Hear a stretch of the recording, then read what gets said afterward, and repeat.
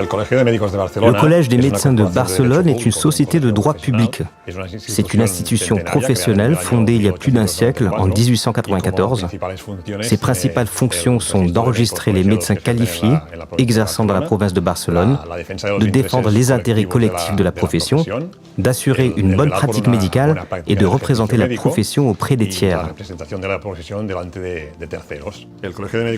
Le Collège des médecins de Barcelone gère aussi le groupe Med Corporatiu, un groupe de sociétés appartenant au collège, spécialisé dans les secteurs de la finance, des assurances, de la technologie et du conseil, qui répondent aux besoins du collectif sur le plan personnel et familial. L'antenne de Sabadell du collège a la chance d'être située à côté de l'hôpital de Sabadell, qui est l'un des principaux hôpitaux de la région, appartenant au groupe de santé Parc Taulí, où travaillent quelques 900 membres.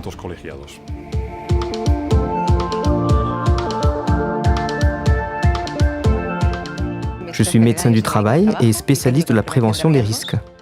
Deux aspects différents ont été pris en compte dans le cahier des charges de l'antenne de Sabadell du Collège des médecins de Barcelone. D'une part, elle doit être un espace accueillant pour les membres et les médecins qui viennent nous voir, et d'autre part, elle doit offrir une bonne sécurité. Cela pendant la période de crise sanitaire liée à la Covid, mais aussi ensuite lorsque tous les paramètres du règlement sur les installations thermiques et autres paramètres des bâtiments de soins seront mis en place. Les aspects liés à la qualité de l'air intérieur ont-ils été pris en compte? Nous avons pris en compte les paramètres qui établissent l'apport d'air extérieur comme prémisse.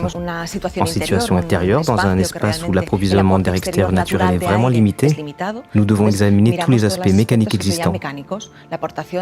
Le concept doit prendre en compte les volumes d'approvisionnement, avec tous les paramètres établis dans le règlement sur les installations de climatisation des bâtiments, mais aussi certains aspects complémentaires, comme la neutralisation d'aérosols ou d'autres éléments de ce type.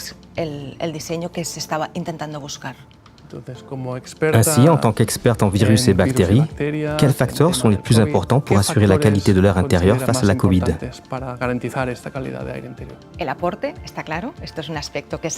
L'apport, bien sûr, c'est un aspect essentiel.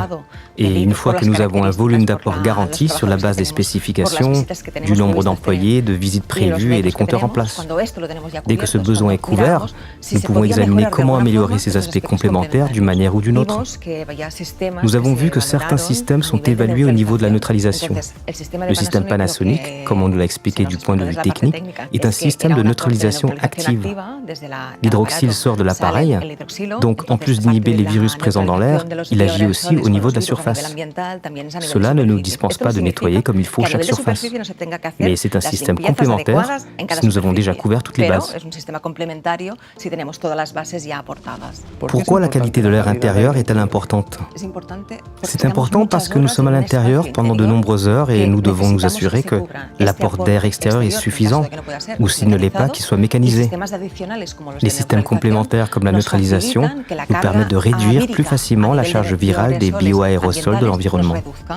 Nous passons de nombreuses heures dans cet environnement, le personnel de l'organisation et tous nos visiteurs, en l'occurrence les médecins.